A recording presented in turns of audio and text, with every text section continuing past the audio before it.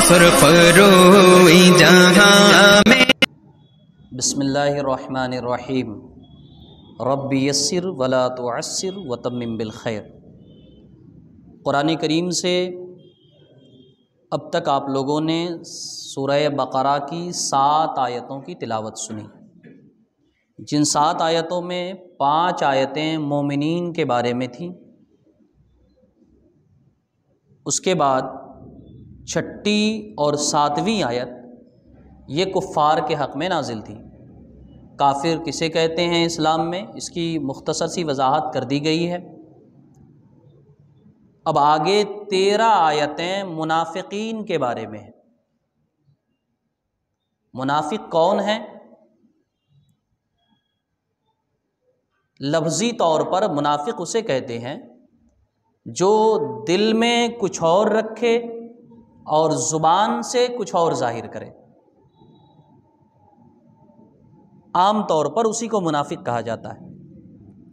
شریعت کی زبان میں، شریعت کی اصطلاح میں منافق کہتے ہیں اس آدمی کو جو زبان سے اسلام ظاہر کرے اور دل میں کفر چھپائے رکھے۔ ایسے کام کو نفاق اور اس کام کے کرنے والے کو منافق کہتے ہیں۔ ایسے لوگ آقا کائنات صلی اللہ تعالیٰ علیہ وسلم کے زمانے میں مدینہ منورہ میں تھے۔ اس کا پس منظر اور تھیم مختصراً سماعت کریں۔ ہوا یوں کہ آقا کائنات صلی اللہ تعالیٰ علیہ وسلم جب مدینہ ہجرت کر کے نہیں آئے تھے، مکہ مکرمہ میں تھے، تو مدینہ منورہ میں کئی قبیلے تھے، کچھ یہودیوں کے، کچھ کفار کے۔ یہودی وہ جو موسیٰ علیہ السلام کے ماننے والے تھے، اور کفار وہ جو کسی نبی کے نہیں ماننے والے تھے۔ تو ان میں ایک شخص تھا جس کا نام تھا عبداللہ ابن ابی ابن سلول۔ یہ شخص اس وقت مدینہ میں موجود بیشتر قبیلوں کا بڑا بزرگ شخص مانا جاتا تھا۔ تو مدینہ کے بیشتر قبیلے والوں نے متفقہ طور پر اسے اپنا سردار بنا لیا، بلکہ باضابطہ اس کی تاج پوشی بھی کی گئی۔ اب اسی درمیان ہجرت کا واقعہ درپیش ہوا۔ آقا کائنات صلی اللہ تعالیٰ علیہ وسلم مکہ مکرمہ سے مدینہ منورہ ہجرت کر کے تشریف لائے۔ آپ کے آتے ہی مدینہ میں تیزی سے اسلام پھیلنے لگا، اور جیسے تیزی سے اسلام پھیلنے لگا تو اس شخص کو اپنی سرداری خطرے میں نظر آئی۔ یہ سوچنے لگا کہ اگر میں اسلام قبول نہیں کرتا ہوں تو سارے قبیلے والے تو مسلمان ہو رہے ہیں، ظاہر ہے مجھے چھوڑ دیں گے، میں سردار رہوں گا نہیں۔ لیکن اسلام کی طرف طبعی طور پر، حقیقی طور پر اس کا کوئی میلان نہیں تھا۔ بہرحال مجبوری میں وہ شخص مسلمان ہو گیا۔ مسلمان ہو گیا مطلب کلمہ پڑھ کے حضور کے پاس اس نے دعویٰ کیا کہ میں مسلمان ہوتا ہوں۔ اس کے ساتھ بہت سے لوگ، اس کے ماننے والے، اس کے متبعین، وہ بھی کلمہ پڑھے،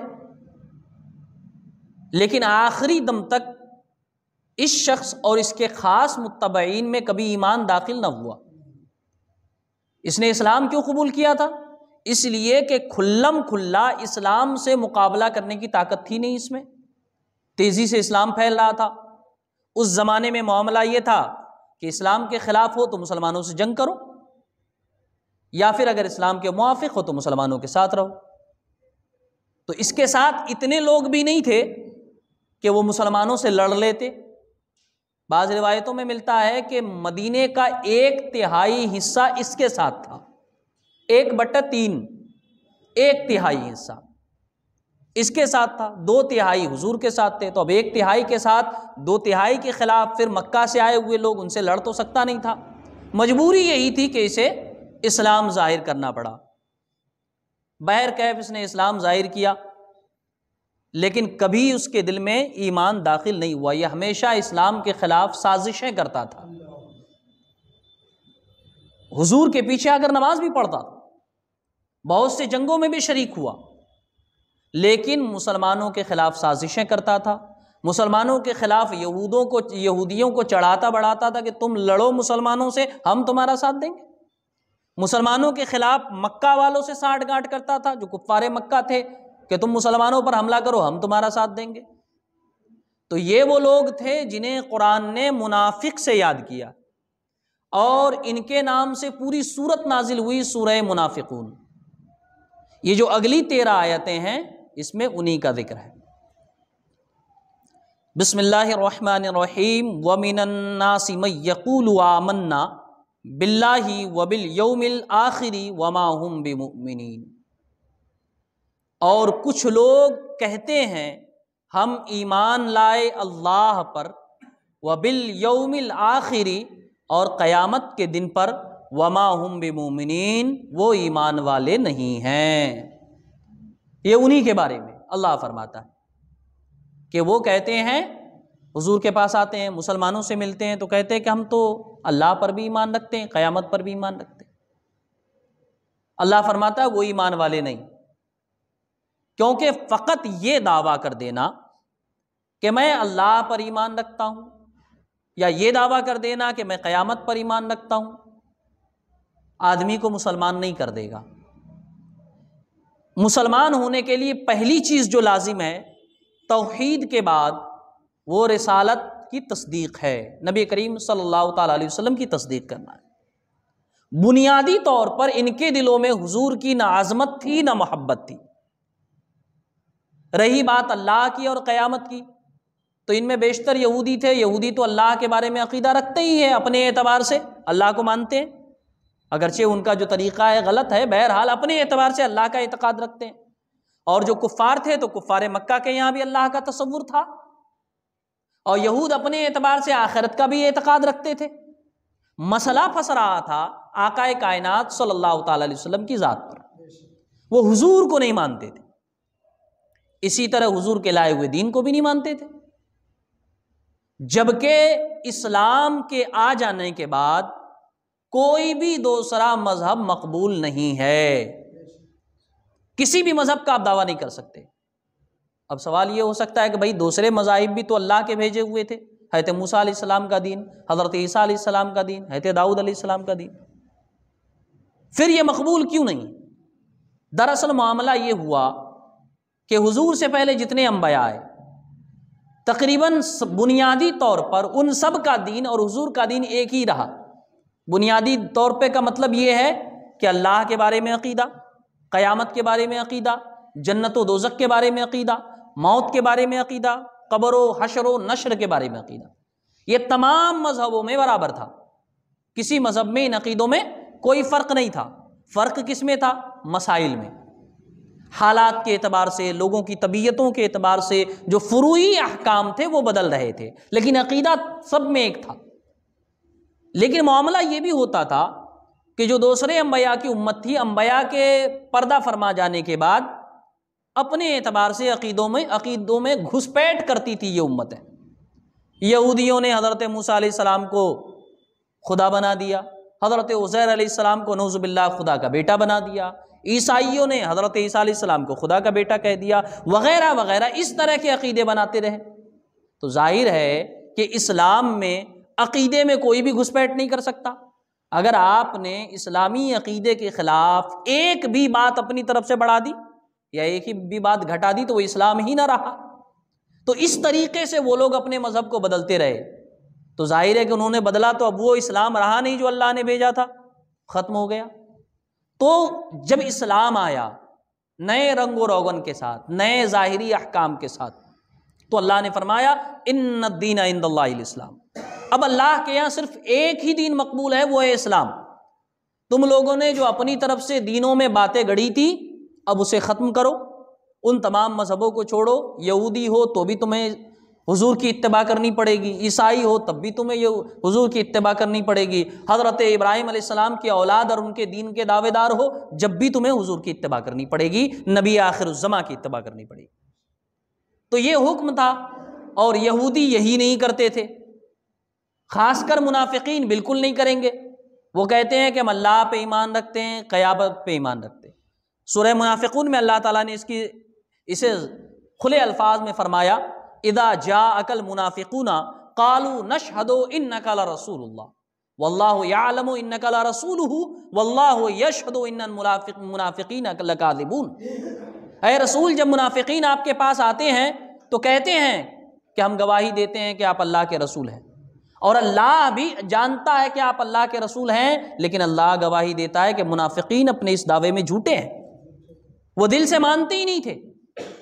تو اس لحاظ سے چونکہ اسلام کے وہ دعوے دار نہیں تھے، حضور کے متبع نہیں تھے، حضور کو نبی نہیں مانتے تھے، تو ان کا دعویٰ یہ کرنا کہ ہم اللہ پر ایمان رکھتے ہیں یا قیامت پر ایمان رکھتے ہیں، یہ دعویٰ بے بنیاد ہے۔ اللہ فرماتا ہے وما ہم بمؤمنین، وہ ایمان والے نہیں، اپنے اتنے سے دعوے سے وہ ایمان والے نہیں ہو سکتے۔ ضروری ہے کہ وہ کھلے عام حضور کی اتباع، آخری نبی کی اتباع اور ان کی پیروی کے دعوے دار ہوں اور دل سے انہیں مانیں۔ اگر دل سے اقرار نہیں کریں گے تو مسلمان نہیں ہوں گے۔ تو انہی کا جو ایک جملہ تھا یا ان کا ایک دعویٰ تھا، اللہ تعالیٰ نے اس آیت میں اسے رد فرمایا۔ اللہ فرماتا ہے وَمِنَ النَّاسِ مَن يَقُولُ آمَنَّا بِاللَّهِ وَبِالْيَوْمِ الْآخِرِ وَمَا هُم بِمُؤْمِنِينَ۔ کچھ لوگ، یہ کچھ لوگ کون تھے؟ عبداللہ ابن ابی بن سلول اور اس کے جو متبع اور اس کے جو فالوورز تھے، وہ لوگ کیا کہتے ہیں کہ ہم اللہ پر، قیامت پر ایمان رکھتے ہیں۔ اللہ فرماتا ہے وما ہم بمؤمنین، وہ ایمان والے نہیں ہیں۔ وجہ یہ ہے کہ اصل الاصول ایمان میں داخل ہونے کے لیے اللہ کی توحید کے اقرار کے ساتھ ساتھ نبی آخر الزماں کی نبوت کا اقرار بھی ضروری ہے، وہ نہیں کرتے تھے۔ تو اللہ تبارک و تعالیٰ نے ان کی منافقت ظاہر فرما دی۔ آگے فرماتا ہے یخادعون اللہ والذین آمنوا وما یخدعون الا انفسهم وما یشعرون۔ وہ لوگ اللہ کو دھوکہ دینا چاہتے ہیں اور مسلمانوں کو دھوکہ دینا چاہتے ہیں۔ وما یخدعون الا انفسهم وما یشعرون، اور وہ لوگ خود کو دھوکہ دے رہے ہیں جس کا انہیں شعور تک نہیں ہے۔ چونکہ پہلی آیت کے بعد یہ سوال ہو رہا تھا کہ آخر یہ لوگ مسلمان کیوں نہیں ہیں؟ اللہ فرماتا یہ مومن نہیں ہے، کیوں نہیں ہے؟ تو اگلی آیت میں اس کا جواب ہے اس لیے نہیں ہے کیونکہ وہ اپنے دعوے میں جھوٹے ہیں، دعویٰ کر کے بس مسلمانوں کو اور اللہ کو دھوکہ دینا چاہتے ہیں۔ اب سوال یہ ہوتا ہے کہ اللہ کو کون دھوکہ دے گا؟ یخادعون کا مطلب ہے دھوکہ دینا، دھوکہ دیتے ہیں۔ اس کا اصل لفظ ہے خادع، فتح یفتح سے، عربی گرامر کا یہ ہے خادع یخدع، دھوکہ دینا۔ اور دراصل یہ دھوکہ دینا اس کا اصطلاحی ترجمہ ہے۔ حقیقی ترجمہ یہ ہے کہ آپ دل میں کچھ اور چھپائے رکھیں اور سامنے کچھ اور ظاہر کریں۔ منافقت سے تھوڑا ہٹ کر ہے۔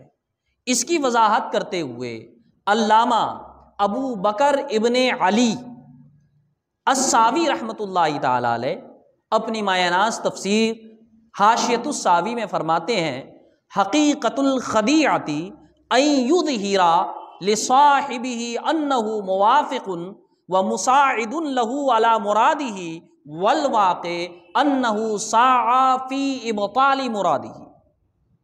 خدیعہ، یہ خادعن کا مطلب یہ ہے کہ آدمی اپنے سامنے والے کے لیے یا اپنے دوست کے لیے یہ ظاہر کرے کہ میں تمہاری مراد کے معاملے میں تمہارا موافق ہوں، اور حقیقت یہ ہو کہ وہ اس کی مراد کو ختم کرنا چاہتا ہے، ختم کرنے والا ہو۔ یہ ہے خادعن کا مطلب۔ اصطلاحی طور پر اس کا ترجمہ کیا جاتا ہے دھوکہ دینا، یہ ہے خداع کا معنی، اور اس کو باب مفاعلت سے لایا گیا ہے، خادع یخادع مخادعۃ، ایک دوسرے کو دھوکہ دینا۔ اس کی تفسیر یہ ہے کہ در حقیقت یہاں پر یخادعون اللہ میں تفسیر احکام القرآن میں حضرت علامہ احمد ابن محمد الجساس المصری المالکی رحمۃ اللہ تعالی وضاحت کرتے ہوئے فرماتے ہیں کہ یخادعون اللہ میں در حقیقت جملہ ہے یخادعون رسول اللہ، وہ لوگ اللہ کے رسول کو دھوکہ دینا چاہتے ہیں۔ اللہ کو کون دھوکہ دے سکتا ہے؟ دھوکہ تو تب دیں گے جب ہمیں کوئی دھوکہ تب دے گا جب ہم اس کی حقیقت سے واقف نہ ہوں۔ وہ بھی تو اللہ کا اعتقاد رکھتے تھے، یہ جانتے تھے کہ اللہ علیم بذات الصدور ہے، دل کی چھپی باتوں کو جانتا ہے، تو اللہ کو تو کوئی دھوکہ دے نہیں سکتا۔ تو در حقیقت وہ دھوکہ کسے دینا چاہتے تھے؟ رسول اللہ صلی اللہ علیہ وسلم۔ لیکن اللہ تبارک و تعالیٰ نے اپنے محبوب کے دھوکے کو اپنی طرف منسوب کیا، اپنی طرف منسوب کیا۔ تفسیر معالم التنزیل میں ہے، فرماتے ہیں ذکر نفسہ واراد بہ رسولہ صلی اللہ تعالی علیہ وسلم فی ذالک تفخیم لامرہ وتعظیم لشانہ۔ اللہ تعالیٰ نے اپنا ذکر کیا، یخادعون اللہ، اللہ کو دھوکہ دینا چاہتے ہیں، اور مراد ہے اللہ کے رسول، اللہ کے حبیب۔ فرماتے ہیں کہ اس جملے سے در حقیقت مقصود یہ ہے کہ اللہ کے رسول کا مرتبہ بتایا جا سکے، یعنی تم جس رسول کو دھوکہ دینا چاہتے ہو در حقیقت ان کو دھوکہ دینا اللہ کو دھوکہ دینے جیسا ہے۔ ان کو دھوکہ دینے کی کوشش کرنا اللہ کو دھوکہ دینے کی کوشش کرنے جیسا ہے۔ تو اللہ فرماتا ہے کہ وہ میرے رسول کو دھوکہ دینے کی کوشش نہیں کر رہے، در حقیقت مجھے دھوکہ دینے کی کوشش کر رہے۔ تو قرآن میں جا بجا اللہ تبارک و تعالیٰ نے اپنے حبیب کے عمل کو اپنا عمل فرمایا، اپنے حبیب کے فعل کو اپنا فعل فرمایا کئی جگہ۔ تو یہاں بھی یہی ہے کہ در حقیقت وہ اللہ کو دھوکہ دینا چاہتے ہیں، اس کے رسول کو دھوکہ دینے کا ارادہ کر کے۔ یخادعون اللہ، تو وہ لوگ اللہ کو دھوکہ دینا چاہتے، یعنی رسول اللہ کو دھوکہ دینا چاہتے اور مسلمانوں کو دھوکہ دینا چاہتے۔ میں نے ابھی پہلے ایک بات عرض کی کہ خادع یخادع کے معنی آتا ہے ایک آدمی دوسرے کو دھوکہ دے اور دوسرا اس کو دھوکہ دے، مشارکت کہتے ہیں جسے۔ تو اب ترجمہ یہ ہونا چاہیے کہ وہ اللہ کے رسول کو دھوکہ دینا چاہتے ہیں اور نعوذ باللہ اللہ کے رسول انہیں دھوکہ دینا چاہتے ہیں۔ ایسا تو ہو نہیں سکتا کہ حضور کسی کو دھوکہ دے، اسلام میں دھوکہ کسی کے لیے جائز نہیں، کفار سے بھی ہم دھوکہ نہیں کر سکتے۔ تو میں نے پہلے کیا بتایا حاشیۃ الساوی کے حوالے سے کہ خدعن یا خداعن خدیعتن کا مطلب یہ ہے کہ آپ ظاہر کریں اگلے والے کے لیے کہ میں تمہارا دوست ہوں، لیکن حقیقتاً اس کی دوستی آپ کے پاس نہ ہو۔ منافقین نے دھوکہ دینے کی کوشش کی، مسلمانوں کے پاس کہتے کہ ہم مسلمان ہیں، آ کر نماز پڑھتے، حتیٰ کہ زکوٰۃ وغیرہ بھی دیتے تھے، اور کافروں سے ملتے، آگے اس کا ذکر ہے، کافروں سے کہتے کہ بھئی ہم تو تمہارے ساتھ ہیں، بلکہ مسلمانوں کے راز کی باتیں بھی جا کر بتاتے تھے۔ تو منافق جو ہوتا ہے کافروں میں سب سے اعلیٰ درجے کا کافر ہوتا ہے۔ میں نے اس سے پہلے بھی بتایا، قرآن نے کہا ہے ان المنافقین فی الدرک الاسفل من النار، منافق جہنم کے سب سے نچلے طبقے میں ہوگا۔ تو کافر کی جو سزا ہے، ظاہر ہے کہ منافق کی سزا اس سے بڑی ہونی چاہیے کیونکہ یہ بڑا کافر ہے۔ تو اللہ کے رسول صلی اللہ علیہ وسلم نے بھی ان کا منافق ہونا ظاہر نہیں کیا شروع میں، جس طریقے سے وہ لوگوں کو دھوکہ دیتے تھے، آقائے کائنات صلی اللہ علیہ وسلم نے ان کا بھرم رکھا۔ بہت سے مسلمانوں کو بھی پتا تھا کہ یہ منافق ہیں، یعنی یہ چھپے کافر ہیں، لیکن اظہار نہیں کیا گیا، بلکہ ان کے اس بھرم کو باقی رکھا گیا ایک مقررہ میعاد تک، ایک مقررہ وقت اور ٹائم تک، فکس ٹائم تک اسے باقی رکھا گیا۔ رکھا کیوں گیا؟ میں نے بتایا کہ منافق کی جو سزا ہے وہ کافر سے اوپر ہونی چاہیے۔ اگر شروع میں ہی حضور نے یہ ظاہر کر دیا ہوتا کہ یہ بھی کافر ہیں تو بات ختم ہو جاتی، لیکن چونکہ ان کا جرم بہت بڑا تھا، ان کے بھرم کو باقی رکھا گیا۔ یہ اپنے خیال میں ہیں کہ ہم مسلمانوں کو دھوکہ دے رہے ہیں۔ ایک ایسا وقت آیا جس وقت مسجد نبوی میں حضور کھڑے ہوئے اور آپ نے فرمایا انت منافق، انت منافق، تو منافق ہے، تو منافق ہے۔ تو ایک لمبے ٹائم تک، اور انہیں یہ بھی ظاہر کر دیا گیا کہ جب سے تم سازشیں کر رہے ہو ہم اس سے باخبر ہیں، لیکن تم چونکہ کھیل رہے تھے تو تمہارے کھیل کا بدلہ تمہارے ہی انداز میں دیا جا رہا تھا۔ اور یہی ہے مطلب کا اس بات کا کہ وہ دھوکہ دینے کی کوشش کر رہے تھے، حضور اسی انداز میں ان کے ساتھ بھی پیش آ رہے تھے۔ حضور یہ بھی نہیں بتا رہے تھے کہ تم منافق ہو، ہمیں پتا ہے، ایک لمبے ٹائم تک رکھا گیا۔ اسی کو مخادعہ سے یہاں پر پیش کیا گیا ہے کہ وہ لوگ اللہ کے رسول کو دھوکہ دینا چاہتے ہیں اور اللہ کے رسول بھی ان کے ساتھ اسی انداز میں پیش آ رہے ہیں۔ تو یہ انداز دھوکہ نہیں ہے، جیسے ہمارے یہاں کہا جاتا ہے برائی کا بدلہ برا ہے، بولتے ہیں نا۔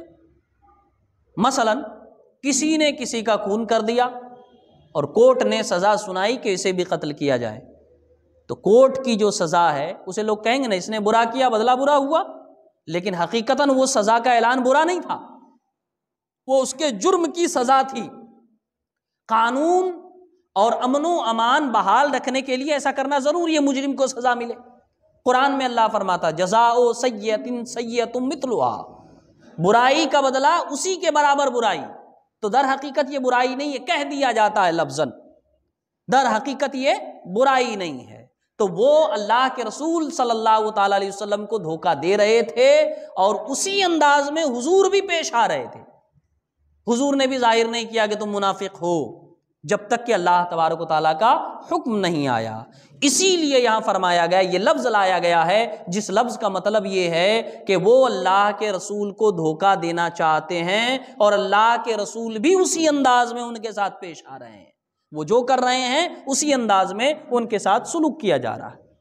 اور یہ جو اخیر میں یہ ظاہر کر دینا کہ تم منافق ہو کافر ہو ہمیں پتہ ہے، یہ بہت بڑا جھٹکا ہے۔ مثال کے طور پر آپ کا ایک دوست ہے جو در حقیقت آپ کا دشمن، آپ جانتے ہیں کہ وہ میرا دشمن ہے، لیکن آپ اس کے ساتھ کوئی غلط سلوک نہیں کر رہے ہیں، ایک لمبا عرصہ چلتا رہے معاملہ، ایک کسی خاص موقع سے لوگوں کے مجمع میں آپ کہیں کہ تم میرے دشمن ہو اور میں تب سے جان رہا ہوں، تمہاری فلاں فلاں سازش سے واقف ہوں، تو ذرا سوچئے اسے کتنا بڑا جھٹکا لگے گا۔ پہلے ہی آپ بتا دیتے دشمن ہو تو الگ بات تھی، لیکن اب آپ بتا رہے کہ تم میرے دوست نہیں دشمن ہو اور تمہاری تمام سازشوں سے واقف ہوں، لیکن میں نے تمہیں نہیں بتایا تھا۔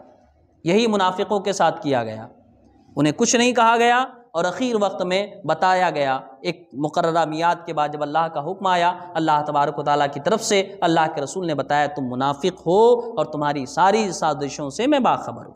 تو اللہ فرماتا ہے یخادعون اللہ، وہ لوگ اللہ کو دھوکہ دینا چاہتے، یعنی اللہ کے رسول صلی اللہ تعالی علیہ وسلم کو دھوکہ دینا چاہتے، اور اللہ کے رسول نے بھی ان کے ساتھ وہی سلوک کیا۔ والذین آمنوا، اور مسلمانوں کو بھی دھوکہ دینا چاہتے ہیں اپنی کوشش سے، لیکن ان کے ساتھ ہوا کیا؟ اللہ فرماتا ہے وما یخدعون الا انفسهم، وہ در حقیقت اپنے آپ کو دھوکے میں رکھ رہے ہیں، وما هم یشعرون، اور انہیں اس کا علم نہیں ہے۔ وہ جو اللہ کو اور اللہ کے رسول کو اللہ یا مسلمانوں کو دھوکہ دینا چاہتے ہیں، در حقیقت وہ اپنے آپ کو دھوکہ میں رکھ رہے ہیں، اپنے آپ کو دھوکہ میں رکھ رہے ہیں، وہ اپنے آپ کو دھوکہ دے رہے ہیں۔ انہیں پتہ ہی نہیں ہے کہ اللہ کے رسول جانتے ہیں ان کی حقیقت کے بارے میں، اور ایک دن جب ان کی حقیقت کھل جائے گی وہ ذلیل و خوار کر کے نکال دیے جائیں گے۔ تو اپنے آپ کو وہ دھوکہ میں ڈال رہے ہیں، نہ وہ اللہ کے رسول کو دھوکہ دے رہے ہیں اور نہ دے سکتے ہیں، اور نہ مسلمان کو دھوکہ دے رہے ہیں۔ تو اللہ کی طرف سے ان کے دھوکے کا بدلہ اسی انداز میں دنیا میں پیش کیا گیا اور آخرت میں بھی پیش کیا جائے گا۔ ایک حدیث ہے، حدیث کا مفہوم عرض کرتا ہوں۔ آقا کائنات صلی اللہ تعالیٰ علیہ وسلم نے فرمایا منافقین جہنم میں ہوں گے اور وہ اللہ تعالیٰ سے اپنے گناہوں کی معافی مانگیں گے، عرض کریں گے خدایا ہمیں جہنم سے نجات عطا فرما۔ اچانک سے جہنم کا دروازہ کھل جائے گا، وہ دوڑتے ہوئے دروازے کی طرف لپکیں گے، فرشتہ آگے آئے گا، اٹھائے گا اور اٹھا کر اور اندر پھینک دے گا۔ تو یہ جو وہ دنیا میں کرتے تھے، بظاہر کچھ اور دکھاتے تھے، کرتے کچھ اور تھے، یہ وہی ان کے عمل کا اسی انداز میں انہیں بدلہ دیا جا رہا۔ ایک اور روایت ہے، آقا کائنات صلی اللہ علیہ وسلم فرماتے ہیں کہ ایک قافلہ جہنمیوں کا، در حقیقت انہی منافقوں کا، جنت کے قریب لایا جائے گا قیامت کے دن، اور وہ جنت کی خوشبو سونگھیں گے، وہ خوشبو ان کے دماغ میں پہنچے گی، اتاولے ہوں گے کہ اب جنت میں جائیں، تب جنت میں جائیں، فوراً انہیں وہاں سے گھسیٹ کر جہنم میں ڈال دیا جائے گا۔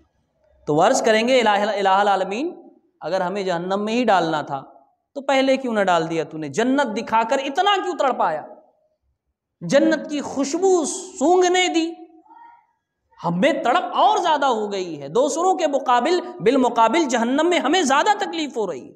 تو اللہ فرمائے گا تم بھی تو دنیا میں یہی کرتے تھے، حقیقت تمہارے اندر تھی کچھ اور، ظاہر کچھ اور کر رہے تھے، یہ اسی کا بدلہ ہے۔ اور یہی ہے مطلب یخادعون اللہ کا، کہ وہ اللہ کے رسول کو دھوکہ دینا چاہتے ہیں، اسی انداز میں انہیں ان کا بدلہ دیا جائے گا، دنیا میں بھی اور آخرت میں بھی۔ تو اللہ فرماتا ہے کہ وہ نہ مسلمانوں کو دھوکہ دے پائے، نہ اللہ کے رسول کو دھوکہ دے پائے، در حقیقت اپنے آپ کو دھوکہ میں رکھ رہے ہیں۔ دھوکہ کیسا؟ وہ یہ سوچ رہے ہیں کہ چلو اندر کفر ہے، باہر ایمان ہے، مر گئے، اگر اسلام مقبول ہوا تو بھائی اسلام کا تو کلمہ پڑھ ہی رہے ہیں، جنت میں چلے جائیں گے۔ لیکن ایسا نہیں، موت سے پہلے ہی ان کا کفر ظاہر کر دیا گیا اور سب پہ آیا ہو گیا کہ وہ بھی بدترین کفار ہیں۔ یخادعون اللہ والذین آمنوا، وہ دھوکہ دینا چاہتے ہیں اللہ کو، یعنی اللہ کے رسول کو اور مسلمانوں کو۔ وما یخدعون الا انفسهم وما یشعرون، در حقیقت وہ اپنے آپ کو دھوکہ دے رہے ہیں، لیکن ان کو اس کا شعور نہیں ہے، پتہ نہیں ہے کہ وہ کر کیا رہے ہیں۔ کہتے نہیں اپنے پاؤں کو لاڑی مارنا، وہی وہ کر رہے تھے جو ان کو پتہ نہیں تھا۔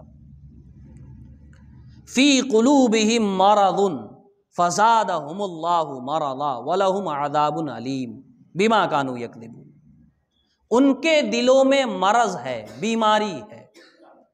فزادہم اللہ مرضا، تو اللہ نے ان کے مرض کو اور بڑھا دیا۔ وَلَهُمْ عَذَابٌ عَلِيمٌ، اور ان کے لیے دردناک عذاب ہے۔ ان کے دلوں میں، یہ منافقین کا ہی ذکر چل رہا ہے، ان کے دلوں میں بیماری۔ کیسی بیماری؟ ان کے دلوں میں بیماری کا مطلب یہ ہے کہ ان کے دلوں میں حسد اور جلن ہوا کرتا تھا اسلام سے، مسلمانوں سے۔ میں نے پہلے ہی عرض کیا، عبداللہ ابن ابی ابن سلول جس کی تاج پوشی ہو گئی تھی حضور کے آنے کے بعد، سب دھڑا کا دھڑا رہ گیا۔ تو دل میں ایک جلن تھی، حسد کی آگ جل رہی تھی، بہت تکلیف میں تھے مسلمانوں کے آنے سے۔ اللہ فرماتا ہے فزادہم اللہ مرضا، اللہ نے ان کی بیماری اور بڑھا دی۔ کیسے بڑھائی؟ آئے دن مسلمانوں کو ترقی ملتی رہی، کفاروں نے جنگ کیا، مسلمانوں کو فتح ہوئی، آئے دن اسلام پھیلتا پھولتا رہا۔ تو حسد کرنے والا جس سے حسد کرتا ہے اس کی ترقی سے تو اس کی تکلیف بڑھتی ہی ہے۔ آپ کا کوئی حاسد ہو، آپ سے جلتا ہو، آپ کی موجودہ حالت سے جب وہ تکلیف میں ہے، آپ ترقی کر جائیں تو اور کتنی تکلیف ہوگی۔ اللہ فرماتا ہے فی قلوبہم مرض، ان کے دلوں میں بیماری ہے، حسد کی بیماری، اسلام اور مسلمانوں سے جلن کی بیماری۔ فزادہم اللہ مرضا، اللہ نے ان کی بیماری اور بڑھا دی۔ کیسے بڑھائی؟ اسلام کو ترقی دی، مسلمانوں کو عروج بخشا، مسلمانوں کو بلندی عطا فرمائی، اسلام کا دائرہ دن بدن بڑھتا گیا۔ مکہ سے نکل کر نہ صرف مدینہ بلکہ پورے عرب، اور نہ صرف عرب بلکہ عجم کے اکثر حصوں میں اسلام غالب ہو گیا۔ تو اللہ فرماتا ہے ان کے دل میں حسد کی بیماری ہے، اللہ نے ان کی بیماری اور بڑھا دی۔ فی قلوبہم مرض، ان کے دلوں میں بیماری ہے، فزادہم اللہ مرضا، تو اللہ نے ان کی بیماری اور بڑھا دی۔ وَلَهُمْ عَذَابٌ عَلِيمٌ، اور ان کے لیے دردناک عذاب ہے، بِمَا كَانُوا يَكْذِبُونَ، بدلہ ان کے جھوٹ کا۔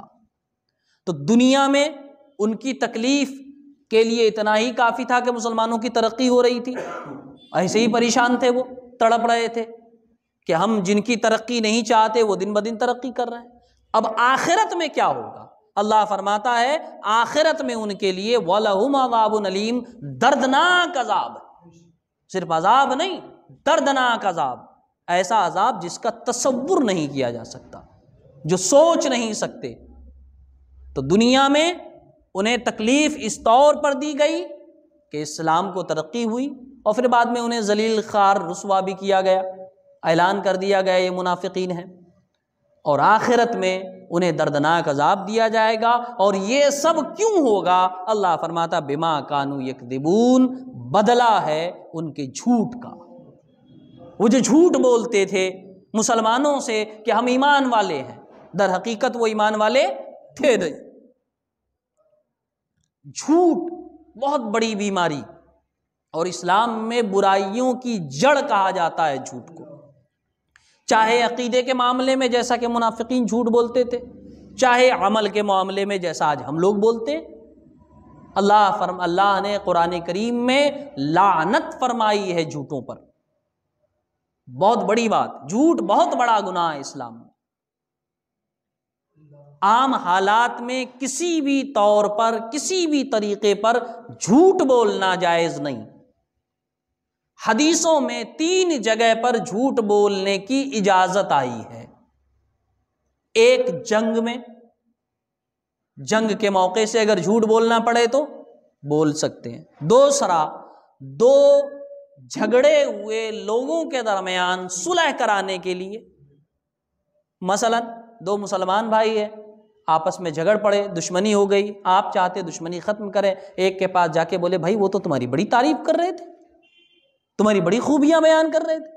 دوسرے کے پاس آئے، کہا بھائی وہ تو بڑی تعریفیں کر رہے تھے آپ کی فلاں فلاں خوبیوں کا بیان کر رہے تھے، تو ظاہر ہے ایسے دونوں کا دل ایک دوسرے کے لیے نرم ہو جائے گا۔ تو اس طرح کی صلح کے لیے ایک مسلمان بھائی کو دوسرے مسلمان بھائی سے ملانے کے لیے جھوٹ بولنا جائز۔ تو اب ذرا سوچئے، جب صلح کرانے کے لیے جھوٹ بولنا جائز ہے تو ایک بھائی کو دوسرے بھائی سے لڑانا کتنا بڑا جرم ہوگا۔ صلح کرانا اتنا اہم ہے کہ جو چیز حرام ہے اسلام میں، جس کے کرنے والے پر قرآن میں اللہ نے لعنت فرمائی ہے، اس چیز کو جائز قرار دے دیا گیا صلح کرانے کے لیے، تو ایک بھائی کو دوسرے بھائی سے لڑانا کتنا بڑا جرم ہوگا۔ آج ہم لوگ اپنے ذاتی فائدے کے لیے فلاں کو فلاں سے لڑا دیا اور بیٹھ کر مزے لے رہے ہیں۔ حرام ہے، اشد حرام ہے، بہت بڑا گناہ۔ اب تو عام آدمی، کچھ بابا لوگ بھی بیٹھے ہیں، ایک گیا بھائی فلاں کو فلاں سے لڑا دو، تعویذ دے دیا، پانی دے دیا۔ اس طرح کے تعویذات دینا حرام ہے جس سے ایک مسلمان کو دوسرے مسلمان سے لڑایا جا سکے۔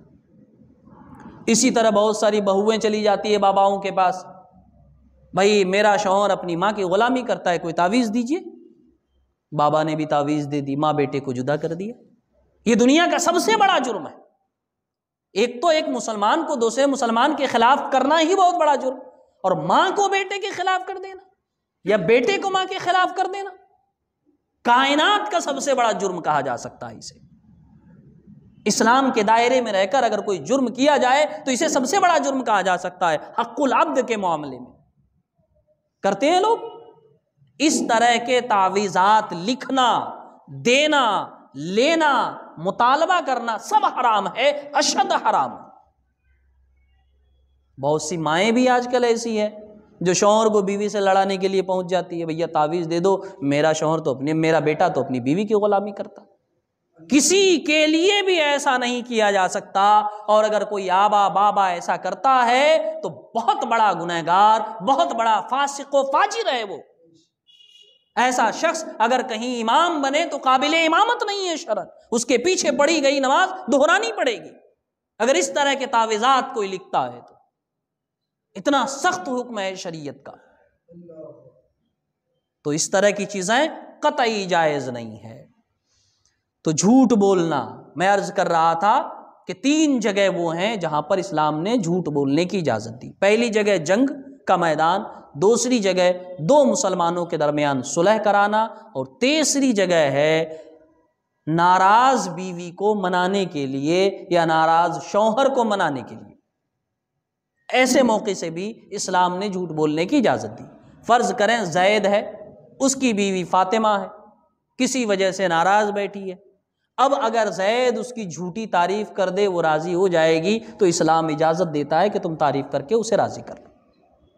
اسی طرح شوہر بیوی سے ناراض ہے تو بیوی کو بھی یہ اجازت ہے کہ اپنے شوہر کو راضی کرنے کے لیے ایسا کرے۔ ان 3 جگہوں کے علاوہ کہیں بھی جھوٹ بولنا جائز نہیں، حرام، سخت حرام ہے۔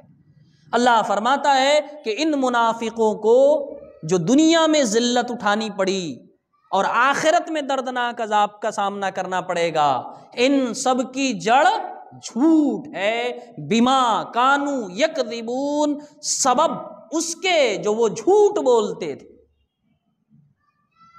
مسلمانوں کے پاس، نبی کریم صلی اللہ علیہ وسلم کے پاس کہ ہم تو مسلمان ہیں، ہم کلمہ پڑھنے والے ہیں، کلمہ گو ہیں، در حقیقت وہ مسلمان نہیں ہوتے تھے۔ اللہ تبارک و تعالیٰ فرماتا ہے یہ بدلہ ہے ان کے جھوٹ کا کہ دنیا میں بھی ذلیل و رسوا ہوں گے ہوئے اور قیامت کے دن دردناک عذاب کا سامنا کرنا پڑے گا۔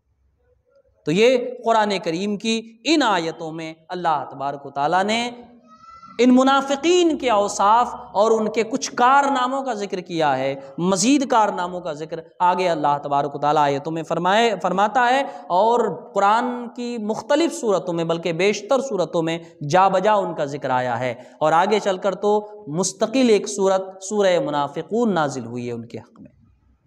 تو یہ وہ طبقہ ہے کفار کا جسے بدترین کافر کہتے ہیں، جن کا کفر سب سے سخت ہے، جس کی سزا بھی سب سے سخت ہے۔ انشاءاللہ اگلی تفسیر اگلے ہفتے کی جائے گی۔